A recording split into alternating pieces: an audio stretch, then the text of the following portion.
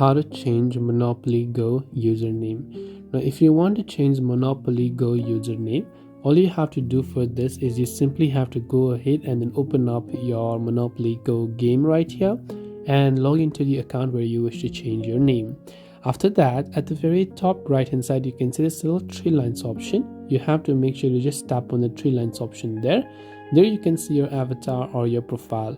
So just tap on your avatar there, and as and when you do that, you'll find your current name right here, and you'll see a little pencil icon right next to that name. So in order to change your username on Monopoly Go, you just have to tap on that pencil like icon right here, and you simply have to go ahead and then enter the name that you want to change to. Tap the submit button. Once you hit the submit button, your name or also your username on Monopoly Go will be successfully changed. I hope the video helped you. If you have any questions, feel free to leave them down below. Thanks for watching till the very end, and see you soon in the next video.